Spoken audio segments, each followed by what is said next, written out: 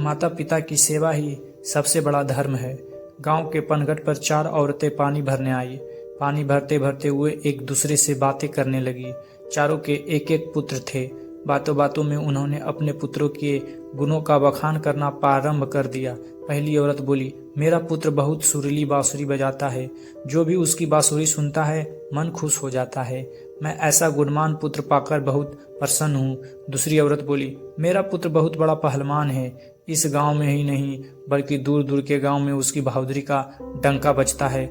ऐसा गुणवान पुत्र भगवान सबको दे।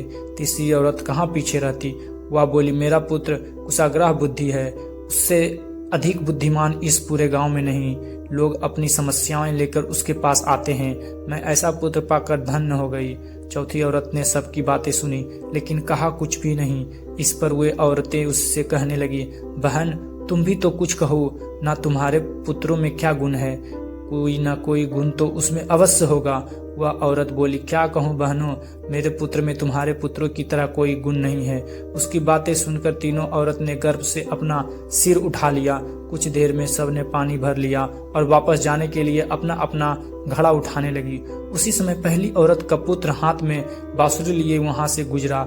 उसने देखा कि उसकी माँ पानी से भरा घड़ा नहीं उठा पा रही है, किंतु वह यह अनदेखा कर बांसुरी बजाते हुए वहां से चला गया।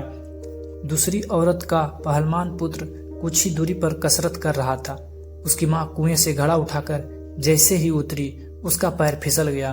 किसी प्रकार वह संभल गई, किंतु पहलवान पुत्र अपनी माँ को नजर उठाकर देखने के बाद भी उसके पास नहीं आया और अपनी कसरत में लगा रहा। तीसरी औरत का पुत्र भी वहां से किताब पढ़ते हुए निकला। उसकी माँ ने उससे कहा, पुत्र मैं दोनों हाथों से घड़ा पकड़े हुए हूँ, यह रस्सी जरा मेरे कंधे पर डाल दे। लेकिन वह अपनी माँ की बात अनसुनी कर वहां से चला गया। तभी चौथी औरत का पुत्र वहां आया। अपनी माँ के सिर पर घड़ा देख वह उसके पास गया और उसके सिर से घड़ा उतार कर अपने सिर पर रखकर चलने लगा। कुएं के पास बैठी एक बुढ़िया यह सब देख सुन रही थी।